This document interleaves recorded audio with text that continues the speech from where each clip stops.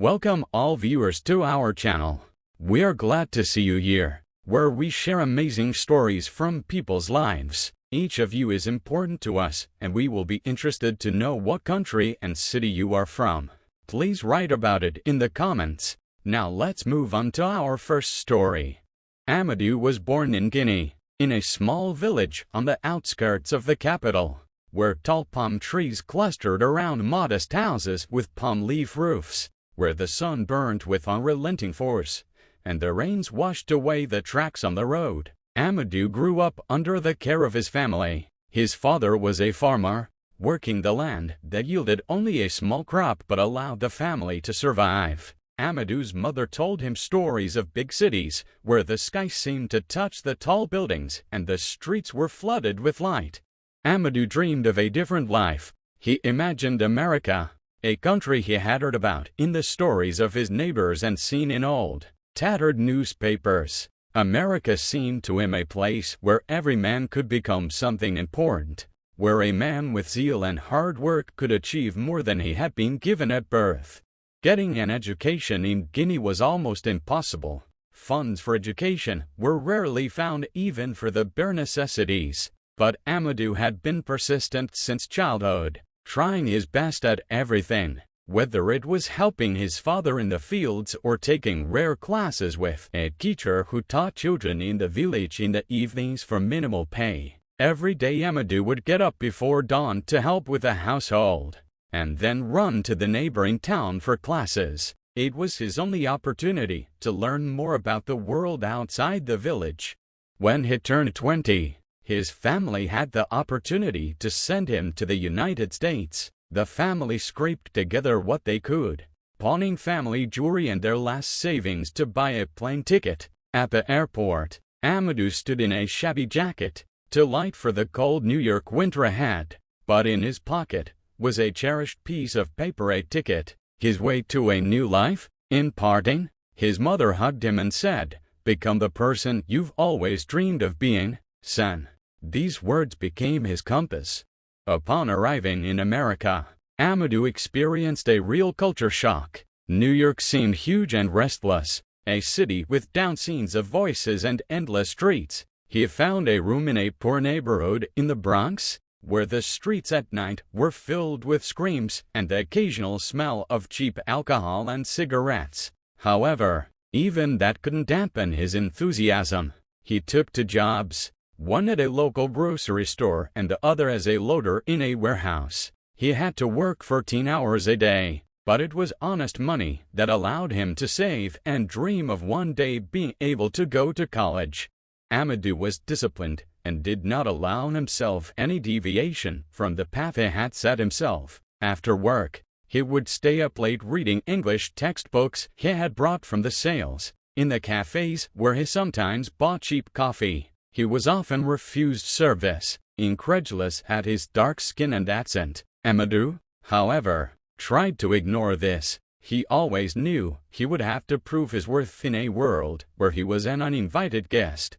Amadou made friends like him, migrants who shared his ambitions and his outlook on life. Together they shared their dreams and gave each other support, helping each other not to break under the weight of a city where everyone was on their own. In this new world, Amadou had an ambition to one day open his own business. He envisioned a small cafe where people would not only drink coffee, but also share stories. He dreamed that this place would symbolize his new life, a life he would build with his own hands. This dream helped him cope with his difficulties, but every evening when he returned from work, he felt that something had changed. Sometimes, as he passed the policemen, he noticed their wary looks, their hands resting on their holsters. It often seemed to him that this world was watching him, assessing his every move. Amadou did not know why this was happening, and the more he tried to assimilate, the more he encountered distrust.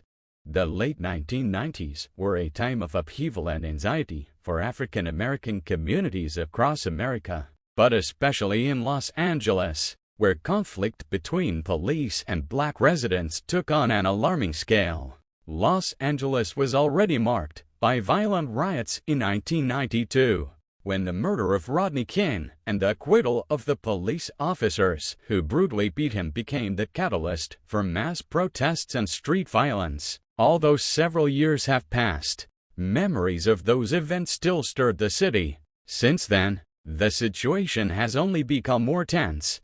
The Los Angeles Police Department had a grim reputation for brutal and prejudiced treatment of Black and Latino people. And with each new case of police violence, their methods became more and more brutal. Black residents of Los Angeles lived in fear that a routine encounter with a police officers could turn into a real nightmare for them. The example of Rodney King was just one of many such cases where obvious bias and brutality went unpunished. And despite public demands for police reform, there has been little change. Instead, police practices have only become more brutal. As part of an announced crackdown on crime, many heavy patrols were deployed throughout the city, and the hunt for drug dealers and gangsters often turned into a sweep of poor neighborhoods where African Americans and Hispanics were common residents trying to survive. The police used the concept of zero tolerance, which meant detaining anyone who seemed suspicious. But in reality, this zero tolerance was increasingly limited to stopping or searching on the basis of skin color alone.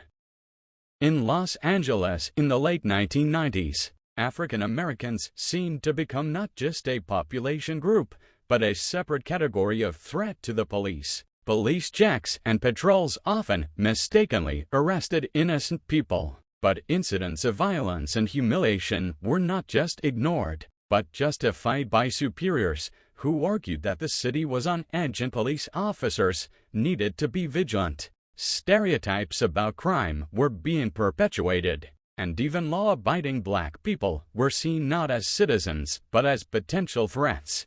There was an unspoken principle: detain people on the basis of suspicion. Police officers could stop a man walking down the street in ordinary clothes if it seemed suspicious to them. The search was a formality. There was no right to outrage. Any resistance or simple disagreement with the police could easily lead to harsh detentions and aggressive reactions. In this context, young African Americans like Amadou Diallo faced constant pressure. For them, even a casual walk through the neighborhood on the way home became a risky step. Amadou, who genuinely believed in his dream and persevered in pursuit of it, became an unwitting participant in this tense atmosphere. Coming from his native Guinea, he had hoped that America was a country where people were viewed with openness, but he found that there was always an invisible shadow of suspicion behind him. It was a late winter night in Los Angeles. The cold air stained the breath of every passerby with white vapor. The streets were deserted, and the lone streetlights cast long shadows on the sidewalk. Amadou Diallo, having finished his shift at the warehouse, was on his way home, walking down narrow alleys and taking a shortcut through the courtyard of an apartment building. He was exhausted after a long day of work, and his thoughts were preoccupied with the things to come, with the anticipation of how one day he would be able to save enough to go to college. Amadou walked at a brisk pace, looking around. It wasn't the safest neighborhood, and the locals knew it was best not to attract attention late at night. With his hands in his pockets and his eyes focused on his feet, he quickened his stride when he heard the sound of a passing car. The car had slowed down, and two policemen were watching him closely from the ajar window. They drove slowly, looking out for the occasional passerby. Amadou felt that he was being watched. His heart beat a little faster, but he knew he had to stay calm. He continued walking along the lighted sidewalk, hoping that if it didn't show the slightest excitement, the police would lose interest in him. But a car stopped, and a moment later a sharp order was addressed to him. "Hey, stop, come over here." Amadou looked back and saw two uniformed men getting out of the car. One of them came closer and, looking down at him, demanded, "Show me your papers." The same instinct that had helped him avoid trouble so many times in this city made him slowly pull his hands out of his pockets and show his empty palms. demonstrating that he had no weapons. He knew that any haste could be construed as a threat, and in this city any sudden movement could be his last. "My papers are in my pocket," Amadou replied calmly. He wanted to say the words without a shadow of doubt, without fear, but anxiety was growing inside him. He tried to reach for his ID, but one of the policemen immediately shouted, "Hands up! Don't move!" Amadou frowned with his hands up, not understanding why his gesture was being received with such aggression. All his experience in Los Angeles had told him that it was best not to argue with the police. Even a simple disagreement could turn into a confrontation, especially in this neighborhood, where people like him were often under suspicion simply because of the color of their skin. "Can't you hear me? I said raise your hands," shouted the policeman as he approached Amadou. His partner kept his hand on his gun, ready for any outcome. Amadou could feel the tension building in the air. Drops of sweat appeared on his forehead. Even though the air was cold, he didn't want to appear frightened, but every muscle in his body was tense. He did what was asked of him, but the fear was growing stronger. Amadou wanted to explain that he was simply returning home, that he had no reason for conflict, but realized that his words would likely go unheard.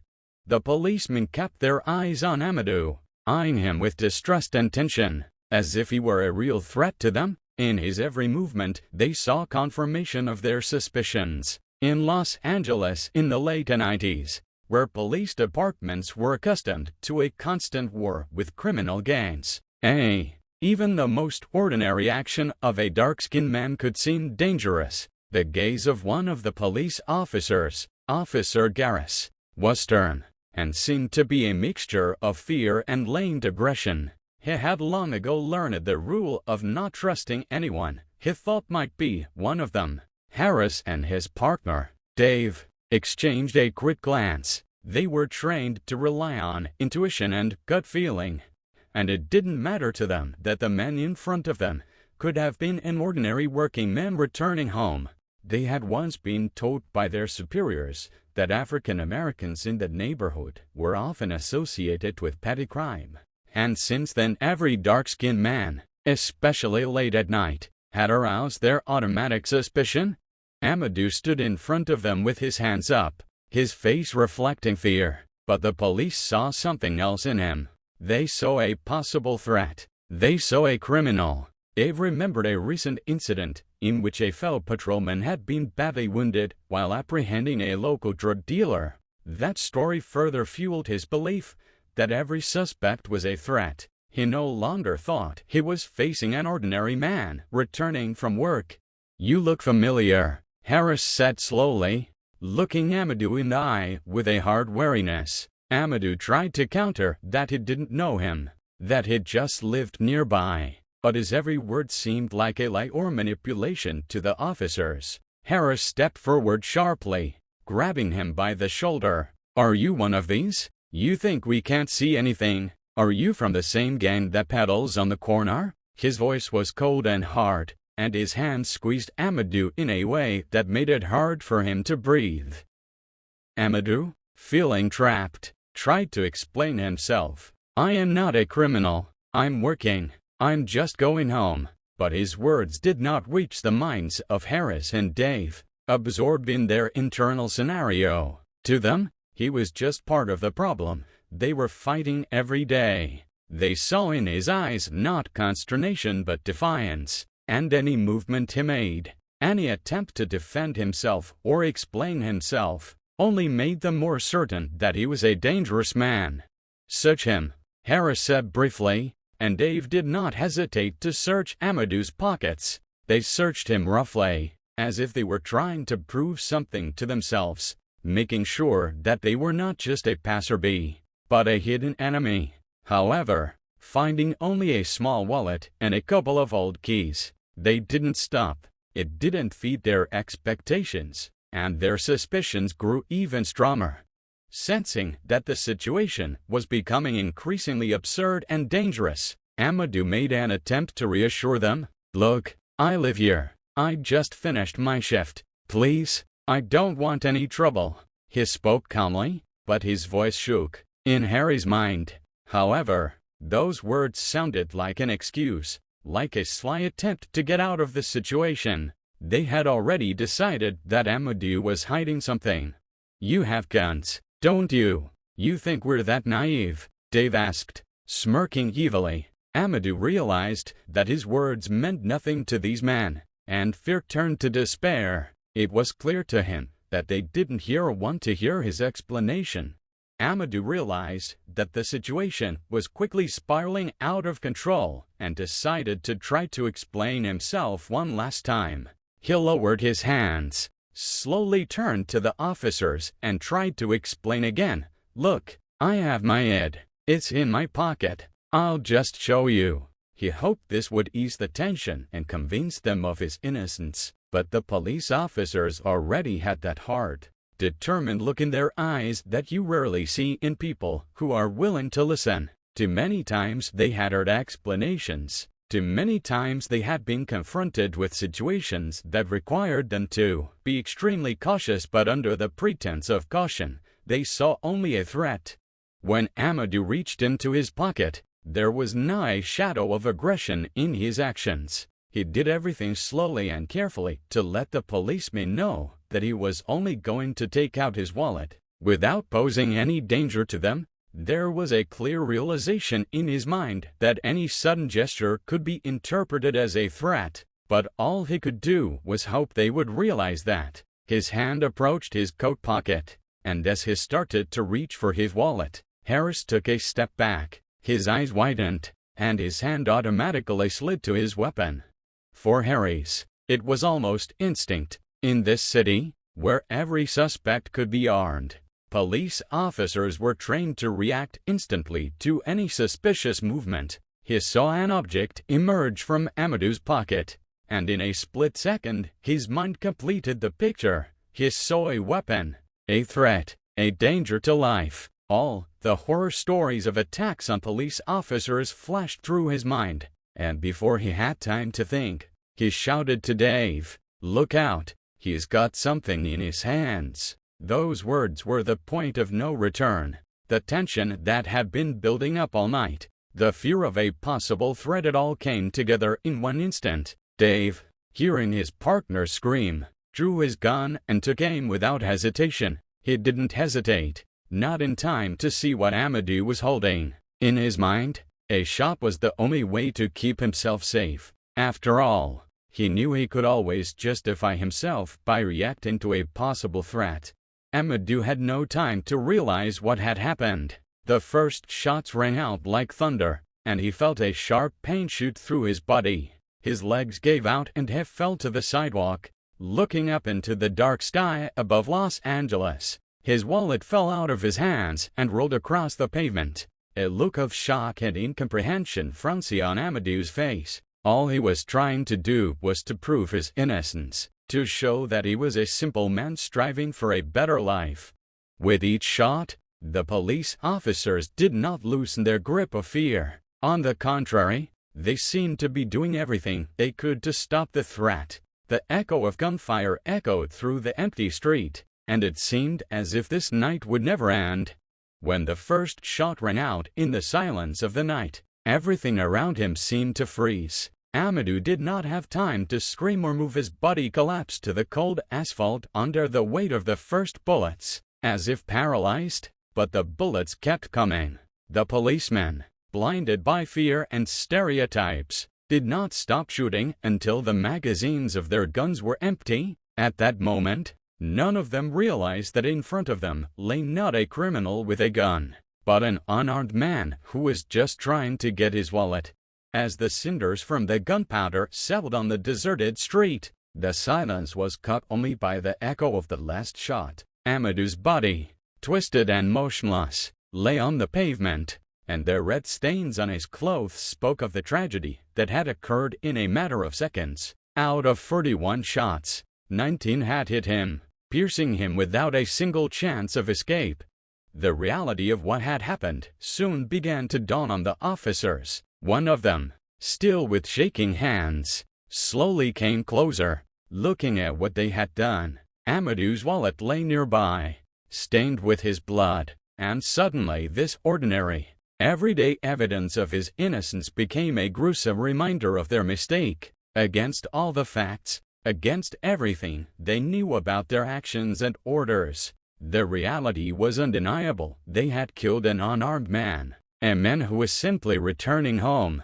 The 4 officers stood over Amadou's body, unable to find words. What had started out as a routine checkup for them had turned into a tragedy that would split Los Angeles in the coming hours. There was still fear in their eyes, but it was laced with bewilderment and perhaps guilt. Though none of them dared look each other in the eye. They didn't think they had done wrong. They had acted as they had been taught, shooting to defend themselves. And now all that was left was to stand in silence, surrounded by the echo of their own shots.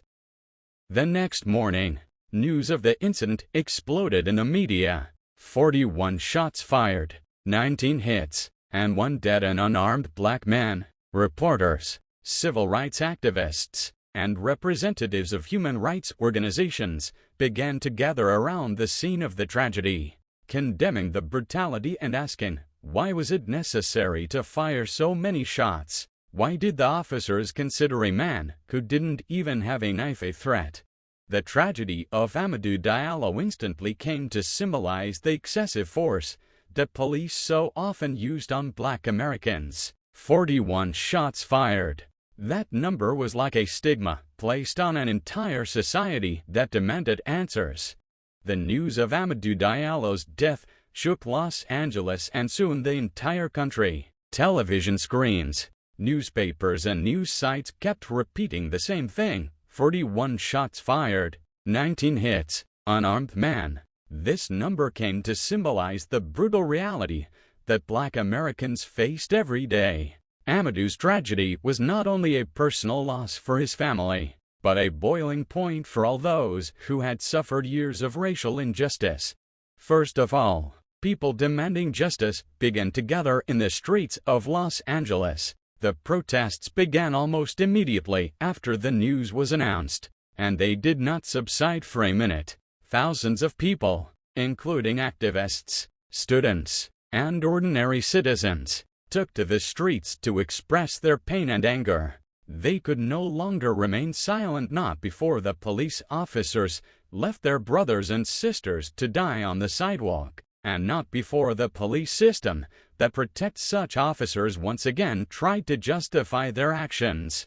Justice for Amadou, protesters shouted, marching through neighborhoods where, as in Diallo's case, racial profiling and excessive use of force had become commonplace. Posters with pictures of Amadou, his name written in large letters, became symbols of the fight against a system that has long proven itself to be unjust. The noise echoed throughout the city, and people from all over Los Angeles joined the protest. From members of local African American communities to activists from other racial and ethnic groups, they all shared the same goal: to end police violence and a system of racial discrimination. However, the protests, initially peaceful, soon became tense and violent. Los Angeles had already experienced several major waves of violence and riots in previous decades, and each new display of police brutality escalated. People, seeing no other option, began blocking roads, staging sit-ins, and demanding the resignation of those police officers involved in Amadou's murder. "You killed him for what?" shouted one of the women standing in the front row of protesters. She was holding a photograph of Amadou, showing him smiling with hope in his eyes, looking to the future. On the faces of other protesters you could see rage and bitterness, emotions that have long been familiar to anyone who has ever tried to fight a system that targets people of color. Meanwhile, activists from human rights organizations such as Black Lives Matter have also raised their voices, demanding an immediate review of police practices and an end to racial profiling and use of force. No one should die for simply walking home from work, the organization's representatives declared, stressing that such tragedies happen over and over again, and the only way to change anything is to change the system itself. The police authorities, however, were slow to admit their guilt. Instead, they attempted to justify that the officers were acting under stress, that Amadou allegedly posed a threat. Accusations of racism were dismissed, and the version that the reaction was necessary for self-defense continued to be maintained by some law enforcement officials. This caused even more outrage among the protesters. Every day, more and more people took to the streets, and the protests, despite constant pressure from the police, did not subside. Many people began to wonder how many more deaths would it take before the system that was originally designed to protect changed its ways, and will there ever be justice for those whose lives have been victimized by racial violence and police brutality?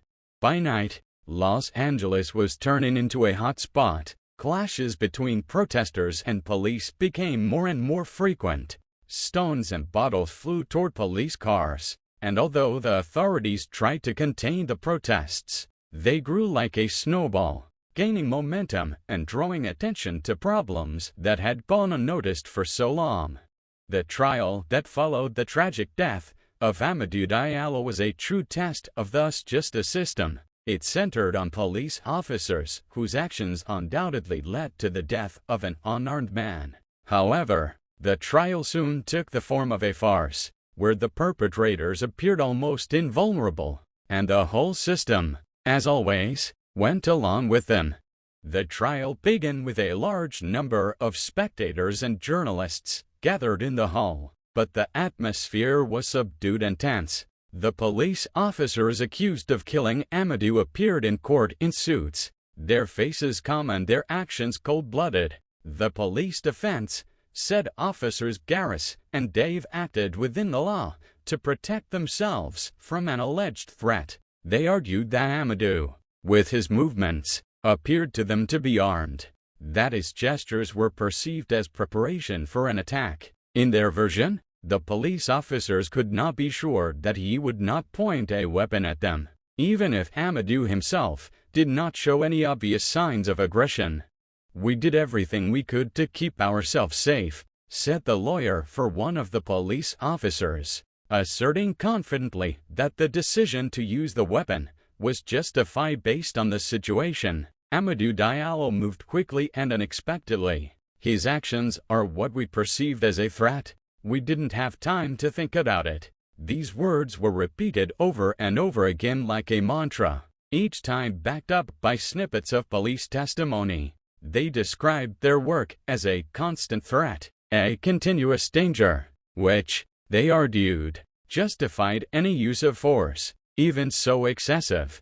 Lawyers have assiduously insisted that the officers could not have known their suspect was unarmed, despite the fact that his wallet was found next to his body. Police defenders also pointed to the deep trauma that officers have experienced when faced with situations like this one. They argued that Amadou's actions, even if he was unarmed, were suspicious and unpredictable enough to cause fear in police officers, and thus the use of force was justified. During the hearing, the police officers' attorneys carefully searched for any evidence that might corroborate their version of events, ignoring any details that suggested Amadou did not pose a threat. The judge, who treated the case with cold professionalism, rarely allowed himself to be doubted, and the trial itself was fatally delayed. It was only a few hours later that the trial began under the pressure of public outrage, when every moment seemed more and more confusing, and the testimony of all the eyewitnesses did not support the defense's case. The system, however, was not questioned. At some point, it became clear that the judicial system would do everything in its power to defend the actions of the police. When the case came to its final conclusions, the judge stated that while the police officers' actions may have been wrong, they were still within the law, and no criminal liability would be incurred. Defense claims of self-defense and necessity of force were found persuasive, even though the 41 shots fired at an unarmed man in circumstances where he clearly posed no threat, clearly exceeded reasonable limits. The public was shocked. How can one justify actions that led to the death of an innocent person? The court's stance sparked outrage, and it didn't take long for reactions to the decision to come. The streets of Los Angeles were once again filled with protests, but this time the sense of powerlessness and resentment was more acute. Thousands of people, including families of victims of police brutality and civil rights activists, came out to protest systemic injustice. "The court is not for us. Police killers are not free." Such slogans became dominant among the demonstrators. Meanwhile, Amadou's family, torn by grief, appealed to federal authorities to demand a review of the case and a system-wide investigation. They knew it was too late for their son, but they believed that the actions of this judicial system should not go unchallenged. Amadou's life, his dreams, his aspirations for a better future, all of this was consigned to oblivion in the eyes of justice. Nevertheless, the court's decision only fueled the fires of anger. All of Los Angeles, and indeed the entire country, was now talking about one thing: how police recklessness and racial profiling could destroy human lives without being punished. For Amadou Diallo's family, the tragedy was not just the loss of a son and brother. It was the shattering of the entire dream of a better life that Amadou had sought to build in the United States, despite all the hardships. His mother, Saba, was completely devastated. She, like many women who have birthed and raised their children in countries where people's fates are determined by circumstance, had always hoped that her son would find a better future across the ocean. But now, on the night his life was ruthlessly cut short, the dream was shattered.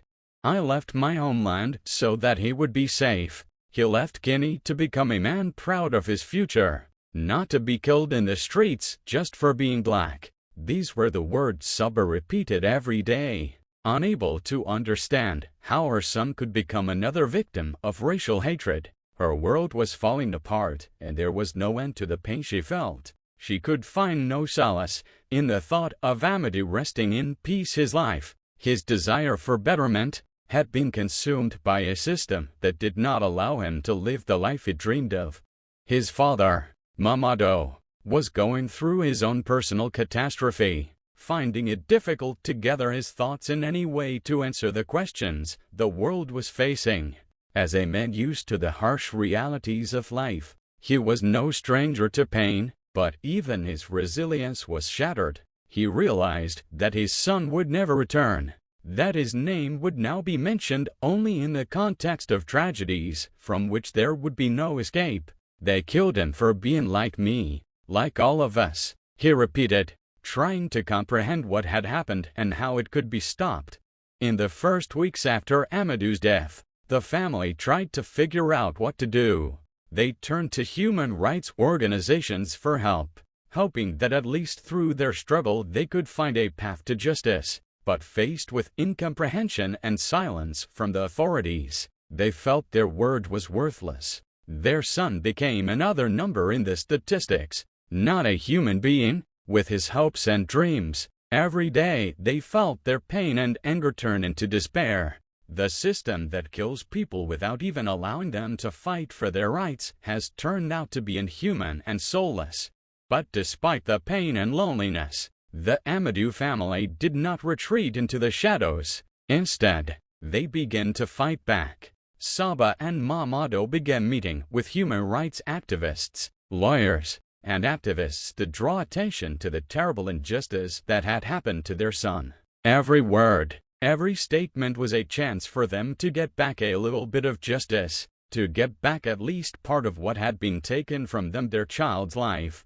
They organized press conferences, held rallies, and wrote letters to local and federal authorities, trying to make the public aware that behind each case was not only the tragedy of an individual family, but also the systemic problem of racial discrimination that still existed in their country, despite the refusal of government officials and police departments to hear them. They did not stop. They demanded real change that would stop the injustices to which Black Americans were being victimized. We don't want our children to be afraid to go outside, to live under constant threat. We don't want our story to end with the death of our son. Without investigation, without justice, we have to change something so that it doesn't happen again, they said in interviews, repeating it day after day. It was at this moment, as Amadou's death became an increasingly recognizable symbol of the struggle against racial discrimination, that his family encountered an incredible number of people experiencing the same tragedies. Victims' families, human rights activists, they all realized that their struggle was much more than justice for Amadou. It was a fight for every voice that cannot be heard in this system. The anger and pain felt by the family became with each passing day not only a personal tragedy, but part of a larger movement that was growing in the community. Each interview, each statement, each complaint of police brutality brought closer the moment when this case would be the beginning that would force people to truly face the system of racial inequality and violence that had been silenced for so long. Along with this came a growing sense of loneliness. The family felt that they had lost not only Amadou, but also their faith in the system that was supposed to protect their rights. The feeling that the authorities in the country were simply ignoring their pain became more and more depressing. But despite this, they kept fighting because if they didn't, their son and others like him would die without leaving a mark in history. With each day spent fighting for the truth, the Diallo family realized more and more that for them, the Amadou case would never end. It was not just a fight to punish the guilty, it was a battle to ensure that such an injustice would never happen to anyone else. Amadou Diallo's death was not just another tragic episode to be recounted in the newspapers, but a real catalyst for a multitude of protest movements and human rights organizations that raised issues of racial discrimination, police brutality, and inequality with renewed vigor. The murder of an unarmed man in front of the world was an evil that simply could not be ignored. It was not just a murder. It was an egregious case in which all the ills of the American law enforcement system came together. Amadou Diallo's story has spread around the world, but above all it has affected the United States, becoming the spark that ignited the fire. The protests that began in Los Angeles quickly spread to other cities, the street filled with people ready to stand up for the rights of Black Americans and demand justice. Diallo's tragedy was a painful reminder that racism and police brutality are not things of the past, but living, bleeding phenomena that take lives every day without a thought for the value of human beings. Many human rights organizations, such as Black Lives Matter, have found Amadou's story to be a milestone. The Diallo case was a key example that the fight against racial profiling and police violence was not limited to isolated incidents. It was proof that the system requires change, and that police officers whose actions have not been punished only strengthen their position by continuing to destroy lives. This is not just one man's tragedy. This is a manifestation of what happens to us Black people every day, protesters said as they stood in the crowd. Amadou Diallo became the face of a huge social movement that was no longer going to accept that their lives were valued less than the lives of others. Particularly inspiring was the fact that the protests became increasingly organized and inclusive. People began not just protesting, but systematically learning about rights, organizing into coalitions, and demanding reforms. Students, teachers, mothers, workers, they all now stood shoulder to shoulder with human rights activists. Amadou had become a symbol, and this symbolism was not limited to his name alone. It was a symbol of all those who had fallen at the hands of those who should have upheld the law but instead supported the status quo, a system that prioritized based on racial prejudice. These events strengthened the position of organizations such as the ACLU, American Civil Liberties Union, NAACP, National Association for the Advancement of Colored People, and many other groups fighting for equal rights. They used Amadou's death to demand a new approach to police reform. Protesters didn't just take to the streets. They went to the courts, lobbied legislators, and demanded new standards for law enforcement. One of the strongest moments to emerge from Diallo's death was the growing movement to overhaul policing tactics. Protesters demanded de-escalation of violence, new regulations for the use of firearms, better racial sensitivity training, and anti-profiling. The movement became not just localized, but took on an international scope. Countries that have experienced similar tragedies, such as the United Kingdom, France, and the Republic of South Africa, have joined the protests, also demanding changes in their law enforcement systems. With each passing day, attention to the issue became more and more unstoppable. Political figures began to realize that this was not just a wave of anger, but a movement that would not go away until real change was sought. American politicians, especially those representing minorities, began to speak increasingly loudly that it was time to change the whole system. Police education became part of the parliamentary debate, and discussions that had previously been put on the back burner now came to the forefront. Questions about racial injustice in the United States became key on the political agenda. The Diallo family, meanwhile, remained active in the struggle, rather than accepting the consequences of the tragedy. They became indispensable figures in the movement. Their stories of their son, his life, his dreams, and how those dreams were shattered by police violence, inspired more and more people to join the protests. The Diallo family became part of a world where every victim of police brutality could be heard, and where police officers were held accountable, not excused. This struggle for justice was not short-lived. With each protest, with each trial, with each voice demanding change, Amadou Diallo's tragedy became more and more significant. Not only did it shed light on the issue of racial profiling, but it forced society to face the structural problems that had been hidden for years behind the closed doors of police and government offices. But as court cases dragged on and protests gained momentum, Amadou's death became an increasingly grave reminder that reform is not just a task, it is a requirement of the times. Amadou Diallo's death was a stark example of how a system of police power can disfigure the life of a man who is merely walking home.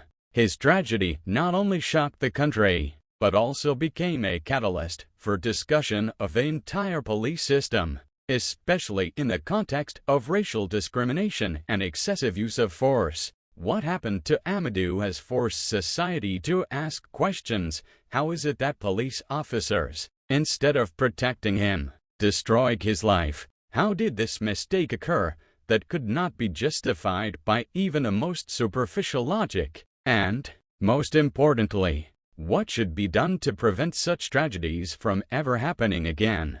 Debates about police reform began to dominate the public consciousness. Diallo's death signaled to many activists, human rights advocates, and politicians that it was time to rethink the way law enforcement operates, especially in neighborhoods where relations between police and black communities had been strained for decades. Activists began to put forward many proposals for police reform.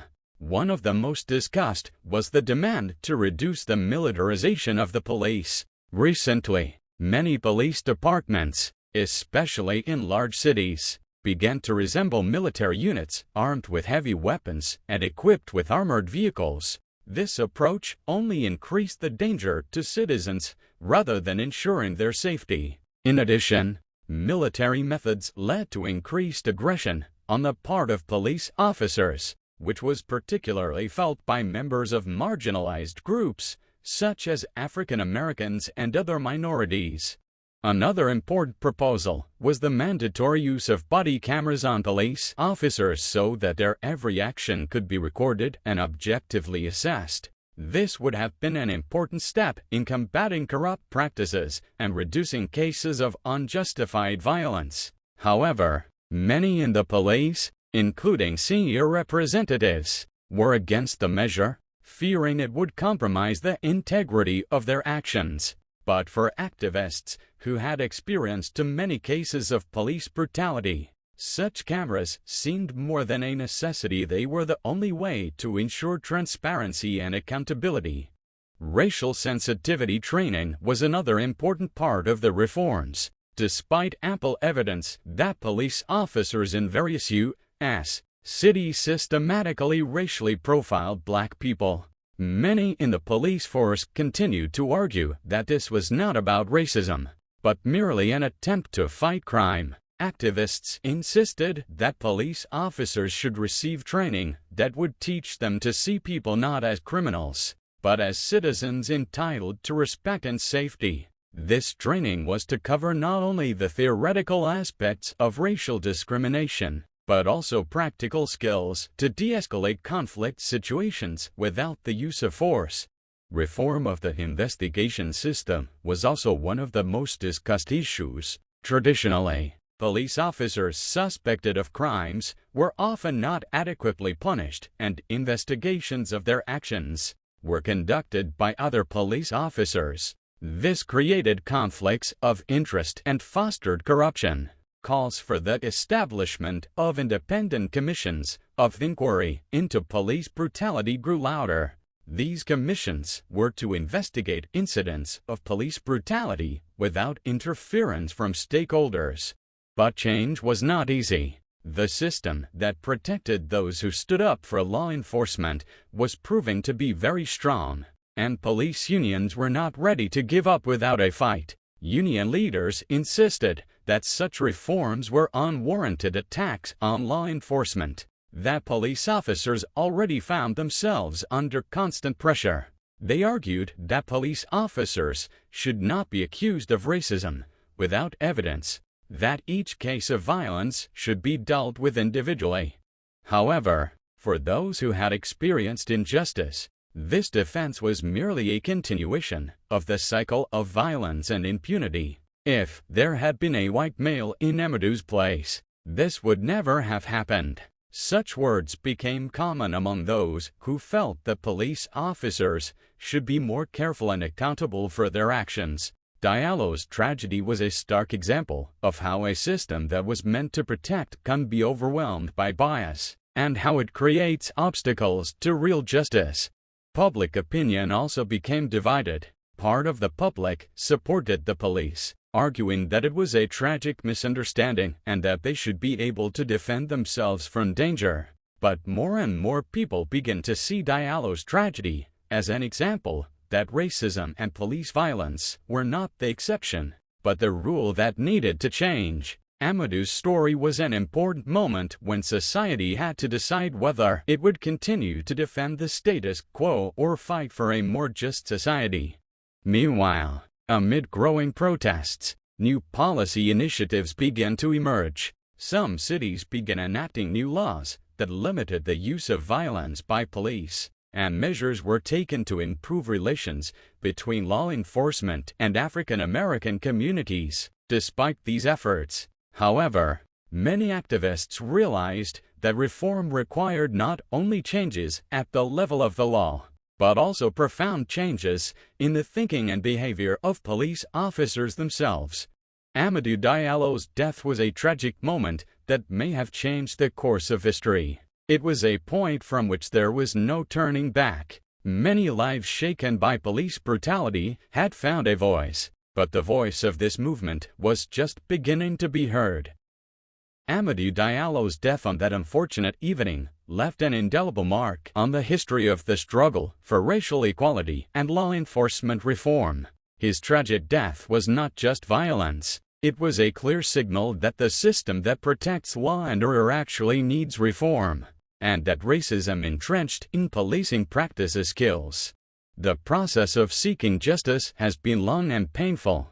The Amadou family struggled against systemic injustice, facing resistance, reluctance to admit guilt, and inaction on the part of the authorities. They lost a son, a brother and a father. Although justice was never fully restored, Amadou Diallo's death, like the deaths of many other African Americans before and after him, has come to symbolize the struggle. The impact of his story on society was deeper than just a wave of anger or temporary protests. His tragedy was a milestone in the realization that police brutality and racism, long a part of the structure of law enforcement, require immediate change. This case was a continuation of the historical context in which Black Americans face systemic discrimination, both at the level of institutions and in everyday life. With each passing year, the memory of Diallo grew stronger. The story of his death became not only a topic of discussion, but also a challenge that demanded change. Time and time again, in different parts of the United States, new cases of racial police brutality emerged, but each time such a tragedy occurred, Amadou Diallo's name was mentioned. He became a symbol to bring attention back to the fight against racism in society and its embodiment in law enforcement. A few years after Diallo's murder, the Black Lives Matter movement continued to grow, becoming a strong political force, demanding real change in police practices and in social attitudes toward African Americans. The movement began to move from protests in the streets to real political action. More and more people in the community began to recognize that police reform was not just a necessity, it was a matter of survival for millions of citizens. Statistics on the death toll, police violence cases, and racial profiling continued to rise, showing that the issue raised by Diallo's death could not be closed. The lessons of his death were not limited to police reform. They became lessons about social injustice in general. People who had experienced such pain began to become more vocal about the need for change, which required an overhaul of the entire justice system. The topic of racial bias and inequality was raised not only on the streets, but also in courts, schools, and public forums. Issues that seemed too complex or inconsequential just a few decades ago were now key to political debate. The lives of African Americans, often viewed by society as second-class, finally began to matter. However, reform did not come immediately. Even years after Amadou Diallo's death, police unions continued to fight against any change, arguing that the police were doing their job. In defending their position, they ignored the real threats facing residents of Black neighborhoods, ignored the suffering of families and relatives who lived with the effects of racial violence every day. But despite the resistance, laws began to change. Community organizations made improvements in police training, the introduction of body cameras, and rules of engagement. But the truth remained, reform could not be accomplished by legal action alone. To bring about genuine change, a systemic struggle against entrenched racial prejudice in culture, education, and the workplace was needed. The racism that permeated the entire machinery did not disappear quickly. It was not just a phenomenon, it was part of how society was structured and how the law enforcement community was organized. Amadou Diallo has become a symbol for generations to come. His death was a reminder that the silent threat of racism is not always visible, but it is there in every biased gaze, in every automatic decision of suspicion, in every unjustly applied action. And on this battlefield, there has not been and cannot be a final victory, only constant work and a reminder that every human being, regardless of color, is worthy of a life full of opportunity and without fear of cruelty. Amadou's legacy has become not just pain and anger, but hope. The hope that despite everything, the memory of his tragic death will live on, and it will work to make police brutality and racism a part of history, rather than a reality faced by anyone who decides to walk home on the street at night. His death was a stark reminder that combating racism and violence in law enforcement requires a sustained effort, but it is through tragedies like this one that society has learned that police reform is not just reforms for police officers, it is reforms for the entire system, which must serve all of its citizens, without exception. Thank you for your attention and for letting this story be a part of your day. Take care of yourself and your loved ones. See you again.